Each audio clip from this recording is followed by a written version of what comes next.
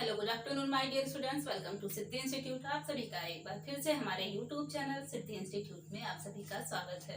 जैसा कि आप देख रहे हैं, आज आपके सामने 12 क्वेश्चन हैं। आज हम इन सभी पर डिस्कस करेंगे। तो चलिए इन क्वेश्चंस को हम देखते हैं और अपनी क्लास को शुरू करते हैं। तो आज का जो हमारा पहला क्वेश्चन है वो क्या है? कपास की खेती के लिए उपयुक्त जलवायु है। तो कपास की खेती के लिए सबसे उपयुक्त जलवायु कौन सी है? तो कपास की जो खेती के लिए सबसे उपयुक्त जलवायु होती है उष्णकटिबंधीय जलवायु। और अगर हम बात करें ये कपास के लिए कौन सी मिट्टी उपयुक्त होती है, तो इसके लिए जो है काली मिट्टी उपयुक्त होती है। और कैसी काली मिट्टी एवं क्षारीय जो है इसके लिए उपयुक्त मिट्टी होती है। कपास को हम किन किन नामों से जानते हैं? तो कपास को हम व्हाइट गोल्ड, यूनिवर्सल फाइबर यानी कि सफेद सोना, इसे हम विश्वव्यापी रेशा के नाम से भी जानते हैं। कपास का जन्मदाता देश कौन सा है? तो कपास का जन्मदाता देश जो है वो हम भारत को कहते हैं। कपास किस समूह का है? तो कपास जो है कार्बोक्सिल समूह का एक कोशीय होता है। इसकी संरचना कैसी होती है? तो इसकी संरचना जो है चपटी, घुमावदार, बल खाते हुए फीते के समान होती है। तो कपास की संरचना कैसी होती है? इसकी संरचना जो है ये चपटी, घुमावदार तथा बल खाते हुए फीते के समान है। और अगर ये थोड़ा सा हम देख लेते हैं, कपास के साथ साथ हम अगर देखें जो है उनका जन्मदाता देश कौन सा है, तो उनका जो जन्मदाता देश है उसे हम इंग्लैंड को मानते हैं। और रेशम का जन्मदाता देश किसे कहते हैं? तो रेशम का जन्मदाता देश जो है चीन है। तो हमारा आंसर क्या आएगा? कपास की खेती के लिए उपयुक्त जलवायु कौन सी जलवायु उपयुक्त होती है? तो उष्णकटिबंधीय जलवायु। कौन सी जलवायु उपयुक्त होती है? तो उष्णकटिबंधीय जलवायु।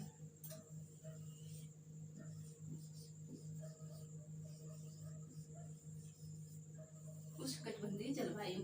और अगर मिट्टी की बात करें तो काली मिट्टी एवं क्षारीय इसके लिए उपयुक्त मिट्टी है। इसको हम किन नामों से जानते हैं कपास को? तो इसे हम जो है व्हाइट गोल्ड यानी कि सफेद सोना, यूनिवर्सल फाइबर यानी कि विश्वव्यापी रेशा के नाम से भी इसे हम जानते हैं। कपास का जन्मदाता देश किसे मानते हैं? तो कपास का जो जन्मदाता देश है हम भारत को मानते हैं। और अगर वहीं उनकी बात करें तो उनका जन्मदाता देश कौन है? तो इंग्लैंड है। और अगर वहीं हम रेशम की बात करें तो रेशम का जन्मदाता देश कौन सा है? तो चीन है। अब जो हमारा नेक्स्ट क्वेश्चन है हम उसको देखते हैं। ऐसे सूत्र जो नियमित अंतरों पर अनियमित हो कहलाते हैं। तो ऐसा सूत्र जो नियमित अंतरों पर अनियमित हो तो वो क्या कहलाता है? तो आंसर क्या आएगा? नावेल्टी यार्न यानी कि नावेल्टी सूत्र।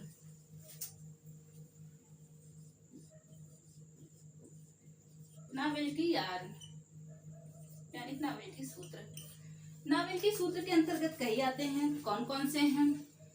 जो है नॉवेल्टी सूत्र के अंतर्गत जो आते हैं, रेटिने सूत्र हुआ, सर्पाकार सूत्र, गांठदार सूत्र, स्पाइक सूत्र, घुघराला सूत्र, स्लब यार्न, चेनीले यार्न, धात्विक, स्ट्रेच, ग्रैंडल यार्न तथा टेक्सचर्ड यार्न यानी टेक्सचर्ड सूत्र। ये सभी किसके अंतर्गत आते हैं? ये सभी के सभी जो है नावेल्टी सूत्र के अंतर्गत आते हैं। अब जो हमारा नेक्स्ट क्वेश्चन है हम उसको देखते हैं। प्रथम श्रेणी का ऊन है। तीसरा क्वेश्चन क्या है हमारा? प्रथम श्रेणी का ऊन है। तो जो ये प्रथम श्रेणी का ऊन हम किसे मानते हैं? प्रथम श्रेणी का ऊन कौन सा है? तो मेरिनो जाति से जो प्राप्त होता है, मेरिनो जाति की भेड़ से जो ऊन हमें प्राप्त होता है वो कैसा होता है? तो वो जो है ये प्रथम श्रेणी के ऊन के अंतर्गत आता है। तो प्रथम श्रेणी का ऊन क्या है? मेरिनो जाति की भेड़ से प्राप्त ऊन। मेरिनो जाति की भेड़ से प्राप्त ऊन जो है ये प्रथम श्रेणी के ऊन के अंतर्गत आता है। अगर हम उनकी बात करें तो उनमें कौन सी प्रोटीन पाई जाती है? तो उनमें जो है केराटिन प्रोटीन पाई जाती है। उनमें कौन सी प्रोटीन पाई जाती है? तो उनमें केराटिन प्रोटीन पाई जाती है। उन जो है उन एकमात्र ऐसा रेशा है जिसमें क्या पाया जाता है? तो जिसमें सल्फर पाया जाता है। उन कैसा है? उन एकमात्र ऐसा रेशा है जिसमें सल्फर पाया जाता है। उनमें कौन सी प्रोटीन पाई जाती है? केराटिन प्रोटीन पाई जाती है। उनका जन्मदाता देश क्या कौन सा है? तो इंग्लैंड है। ये जो है, और अगर हम थोड़ा सा देखें उनकी प्राप्ति हमें कहाँ कहाँ से होती है, मतलब किन किन जानवरों से होती है, तो उनकी जो प्राप्ति है ये हमें जो है घोड़े से होती है। उनकी प्राप्ति होती है ऊंट से, खरगोश से, भेड़, बकरी, इन सभी से क्या हमें उनकी प्राप्ति होती है। अब जो हमारा नेक्स्ट क्वेश्चन है उसको देखते हैं। चौथा क्वेश्चन, नायलॉन के वस्त्र किस विधि से तैयार होते हैं? तो ये जो नायलॉन का वस्त्र है, ये नायलॉन किस विधि से तैयार होता है? पहले तो हम थोड़ा नायलॉन के बारे में देखते हैं कि नायलॉन ये जो है इसको हम और किस नाम से जानते हैं, ये किस शताब्दी का चमत्कार है। तो जो नायलॉन जो है इसे हम किस नाम से जानते हैं? तो नायलॉन को हम जादुई रेशा भी कहते हैं। नायलॉन को हम क्या कहते हैं? जादुई रेशा भी कहते हैं। नायलॉन जो है, नायलॉन 20वीं शताब्दी का चमत्कार है। किस शताब्दी का चमत्कार है? तो 20वीं शताब्दी का चमत्कार है।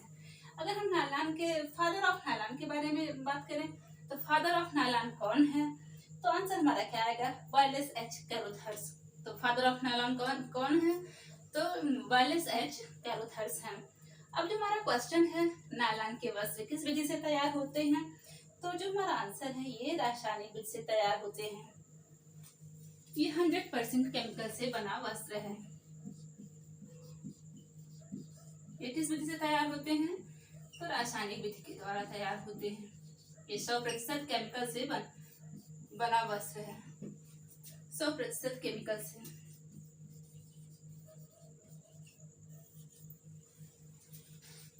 और फादर ऑफ नायलॉन किसे कहते हैं? तो फादर ऑफ नायलॉन जो है वो कौन है? तो वायलेस एच कैरोथर्स। अब जो हमारा नेक्स्ट क्वेश्चन है उसको देखते हैं। जिस मशीन पर बुनाई का कार्य किया जाता है उसे कहते हैं। हमारा जो 5वां क्वेश्चन है, जिस मशीन पर बुनाई का कार्य किया जाता है उसे कहते हैं। तो उसे हम क्या कहते हैं? तो आंसर हमारा क्या आएगा? करखा कहते हैं, करखा। और करघे के कौन कौन से भाग हैं, थोड़ा सा हम ये भी देख लेते हैं। करघे के भाग कौन से हैं? करघे के 5 भाग हैं। कौन कौन से हैं? क्लॉथ बीम, वार बीम, क्लॉथ बीम, वार बीम, हॉर्नेस,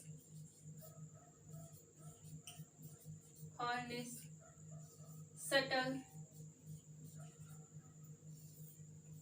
रीड तथा कंघी,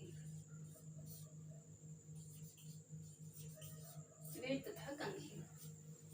अब एक क्वेश्चन आपका शटल से ये बनता है कि जो है नाव के आकार जैसा, करघे का कौन सा भाग है जिसका आकार नाव के जैसा होता है? तो आंसर हमारा क्या आएगा? शटल। शटल का आकार कैसा होता है? तो वो नाव के आकार के जैसा होता है। तो करघे के भाग कौन कौन से हैं? तो करघे के जो भाग हैं, क्लॉथ बीम है, वार बीम है, हॉर्नेस है, शटल, रीड तथा कंघी। ये क्या है? ये करघे के भाग हैं। अब अगर हम बात करें, एक यहाँ करघे की जब बात हो रही है तो जैकॉर्ड करघे की बात होती है।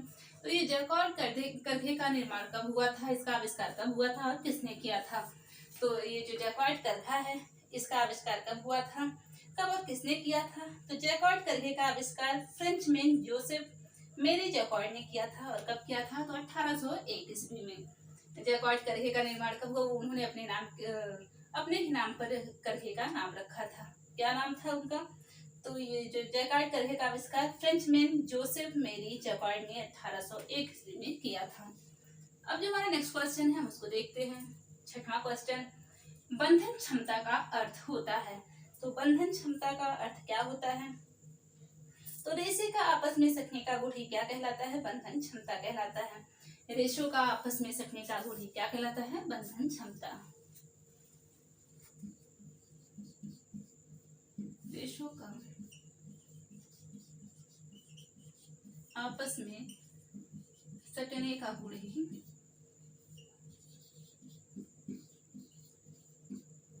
रेशों का आपस में सटने का गुण ही क्या कहलाता है? तो बंधन क्षमता कहलाता है। अब थोड़ा सा अगर हम बंधन क्षमता की बात करें तो यहाँ तनाव सामर्थ्य की बात करते हैं। तनाव सामर्थ्य कहलाता है, ये भी क्वेश्चन आपका बन सकता है। तनाव सामर्थ्य कहलाता है, तो तनाव सामर्थ्य अगर हम बंधन क्षमता, रेशों को आपस में सटने का गुण ही बंधन क्षमता कहलाता है। तो तनाव सामर्थ्य क्या है? तो रेशों व धागे द्वारा दबाव व झटके को सहने की क्षमता क्या कहलाता है? तो तनाव सामर्थ्य कहलाता है। क्या किसे कहते हैं तनाव सामर्थ्य? रेशों व धागों द्वारा आपस में दबाव व झटके को सहने की जो क्षमता होती है वो तनाव सामर्थ्य कहलाती है।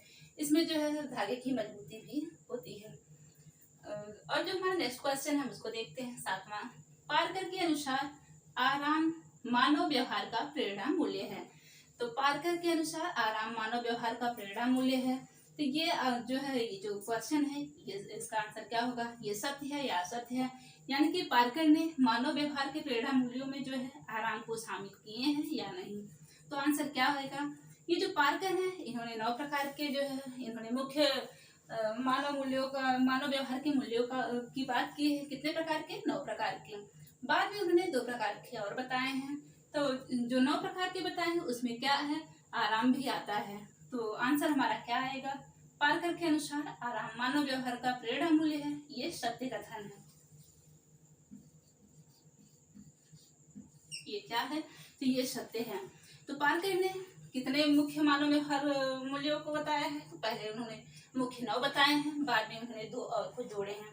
और वो जो 2 मूल्यों को और उन्होंने पुनः बताया है वो कौन कौन से हैं? तो पहला क्रियात्मक मूल्य है, दूसरा कल्पनात्मक मूल्य है। तो जो है, और अगर हम 9 की बात करें तो 9 के अंतर्गत कौन कौन से आते हैं? तो उसमें जो है आराम हुआ हमारा, आराम या सुख उसको कहते हैं। दूसरा प्रेम है, तीसरा ज्ञान प्राप्ति की इच्छा है, चौथा कला है, पांचवा खेल, छठवां स्वास्थ्य, सातवां महत्वाकांक्षा, आठवां जो है शिल्प विज्ञान संबंधी रुचियां, और 9वां क्या है? तो 9वां धर्म है। ये 9 जो है इन्होंने मानव व्यवहार के मुख्य प्रेरणा मूल्यों को बताया है। और जो उन्होंने पुनः बताया वो कौन से हैं उसको भी आप लोग नोट कर लीजिए। वो जो बताए हैं 2 क्रियात्मक मूल्य है पहला, दूसरा कौन सा है? कल्पनात्मक मूल्य है। ये तो हो गई पार्कर की बात। इन्हीं के साथ और जो कुछ लोग हैं जिन्होंने मानव व्यवहार के प्रेरणा मूल्यों को बताया है, उन लोगों ने कितने प्रकार के बताए हैं वैज्ञानिकों ने, तो हम उनकी भी बात कर लेते हैं। तो एक जो है लिंडसे ने मूल्यों को 6 वर्गों में वर्गीकृत किया है। तो लिंडसे महोदय ने मानव व्यवहार के मूल्यों को कितने वर्गों में विभाजित किया है? तो 6 वर्गों में बताया है। और अगर वही हम देखें तो प्रोफेसर पी.एस. नायडू ने उन्होंने भी 6 प्रकार के बताए हैं। तो इनको भी हम देख लेते हैं कि जो है लिंडसे ने मूल्यों को 6 वर्गों में वर्गीकृत किया है। कौन कौन से हैं?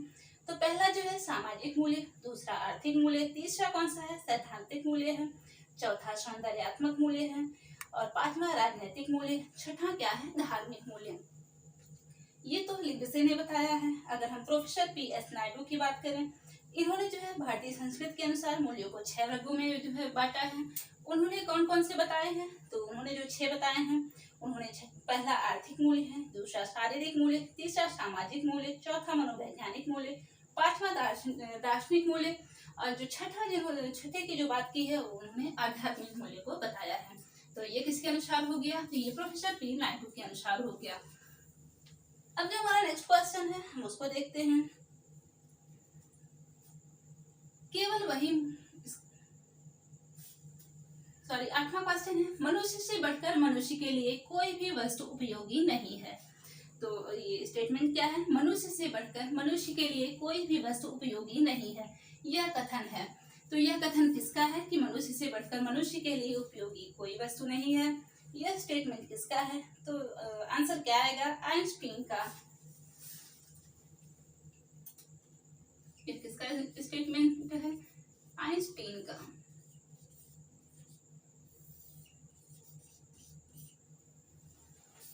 आइंस्टीन ने क्या कहा है कि मनुष्य से बढ़कर मनुष्य के लिए कोई भी वस्तु उपयोगी नहीं है। अब जो हमारा नेक्स्ट क्वेश्चन है ये किसका स्टेटमेंट है हम इसको भी देख लेते हैं। केवल वही मनुष्य सदैव जीवित रहते हैं जो दूसरों के लिए जीवित रहते हैं।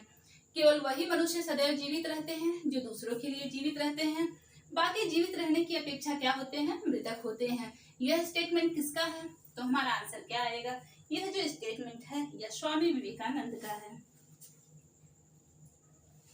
किसका है? स्वामी विवेकानंद का।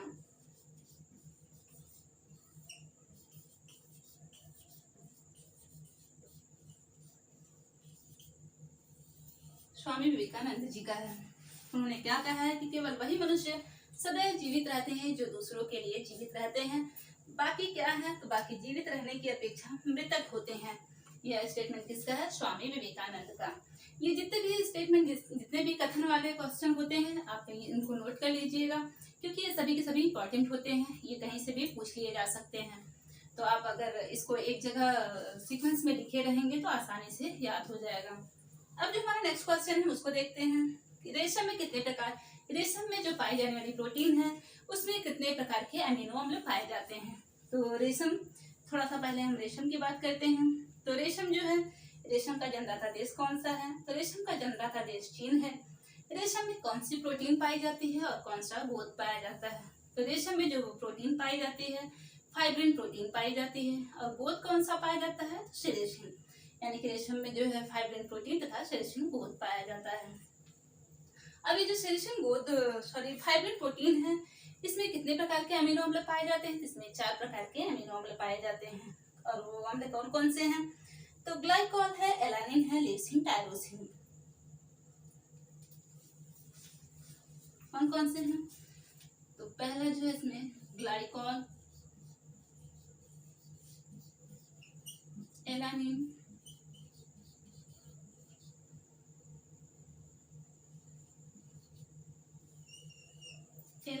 टायरोसिन,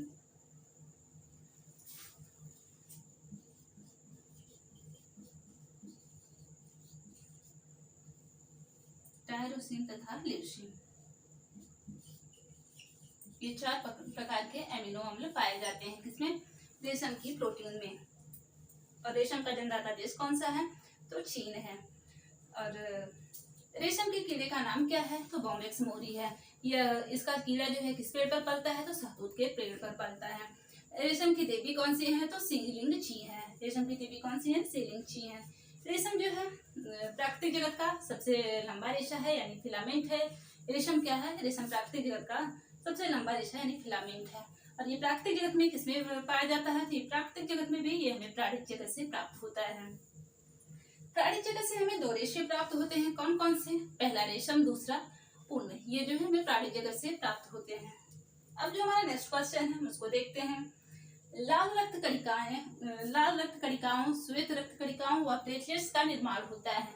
तो ये जो 3 कणिकाएं हैं इनका निर्माण कहाँ होता है? तो आंसर हमारा क्या आएगा? ये आरबीसी, डब्ल्यूबीसी तथा प्लेटलेट्स का निर्माण कहाँ होता है? तो अस्थिमज्जा में होता है। कहाँ होता है? अस्थिमज्जा में होता है। अस्थिमज्जा में होता है। थोड़ा सा हम आरबीसी के बारे में बात करते हैं। तो आरबीसी जो है इसका जीवन काल कितने दिन का होता है? तो आरबीसी का जीवन काल जो है 120 दिन का होता है। आरबीसी का जीवन काल कितने दिन का होता है? तो 120 दिन का होता है। आरबीसी का कब्रिस्तान यानी आरबीसी का कब्रगाह किसे कहते हैं? तो प्लीहा यानी स्प्लीन को कहते हैं। आरबीसी का कब्रगाह किसे कहते हैं? स्प्लीन यानी प्लीहा को कहते हैं। आरबीसी की अगर हम बात करते हैं इसका आकार कैसा होता है आरबीसी का? तो आरबीसी का आकार सामान्यतः गोल होता है। इसका आकार कैसा होता है? सामान्यतः गोल होता है। अगर वहीं हम डब्ल्यूबीसी की बात करें तो इसका आकार कैसा होता है? तो डब्ल्यूबीसी का जो आकार होता है यह अनियमित आकार का होता है। और अगर वहीं प्लेटलेट्स की बात करें तो प्लेटलेट्स का आकार कैसा होता है? तो ये अनिश्चित आकार का होता है, यानी कि आरबीसी गोल आकार का होता है। और डब्ल्यूबीसी की बात करें तो ये अनियमित आकार का होता है। प्लेटलेट्स की बात करें तो यह कैसा होता है? अनिश्चित आकार का होता है। और आरबीसी का जो है जीवन काल कितने दिन का होता है? 120 दिन का होता है। आरबीसी की कब्रगाह किसे कहते हैं? तो किसे कहते हैं? स्प्लीन यानी प्लीहा को कहते हैं। थोड़ा सा हम डब्ल्यूबीसी की बात करें तो डब्ल्यूबीसी के अंतर्गत कौन कौन से आते हैं? तो इसमें डब्ल्यूबीसी के अंतर्गत जो आते हैं लिम्फोसाइट, मोनोसाइट जो है, स्नोफिल, नेप्रोफिल, वैसोफिल, ये सभी किसके अंतर्गत आते हैं? तो ये सभी के सभी जो है डब्ल्यूबीसी के अंतर्गत आते हैं। कौन कौन से? जो है मोनोसाइट, लिम्फोसाइट, स्नोफिल, नेप्रोफिल तथा वैसोफिल, ये सभी के सभी क्या हैं? डब्ल्यूबीसी के प्रकार हैं।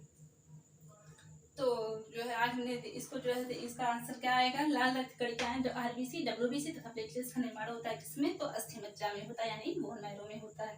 अब जो हमारा नेक्स्ट क्वेश्चन है हम उसको देखते हैं। 12वां क्वेश्चन है, हाइपरटेंशन का कारण होता है। तो ये जो हमारा क्वेश्चन है लास्ट क्वेश्चन, हाइपरटेंशन का कारण होता है। तो हाइपरटेंशन का कारण क्या होता है? तो इसका जो कारण है ये उच्च रक्तचाप होता है। उच्च रक्तचाप होता है।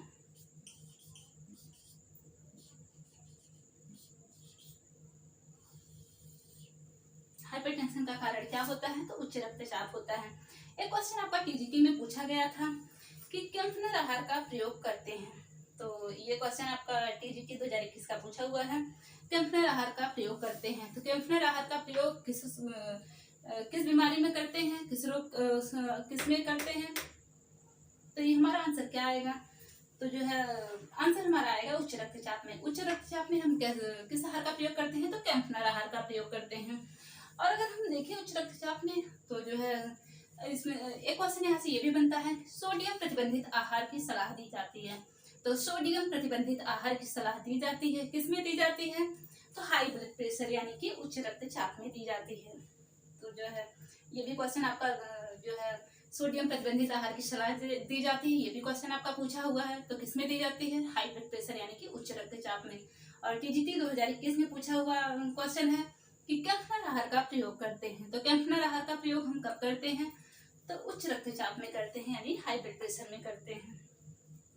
एक क्वेश्चन आपका यहाँ से ये भी बनता है कि जो है स्फिग्नोमैनोमीटर जो है इस जो है किसके मापन में इसका प्रयोग किया जाता है, तो किसमें करते हैं, तो हाई ब्लड प्रेशर यानी कि उच्च रक्तचाप में इसे जो है ब्लड प्रेशर को मापने के लिए करते हैं। क्या करते हैं, इसका प्रयोग स्फिग्नोमैनोमीटर का प्रयोग जो है हम ब्लड प्रेशर को मापने के लिए करते हैं। तो ये आज आपके सामने एक क्वेश्चन था, ये आज हमने इस पर डिस्कस कर लिया।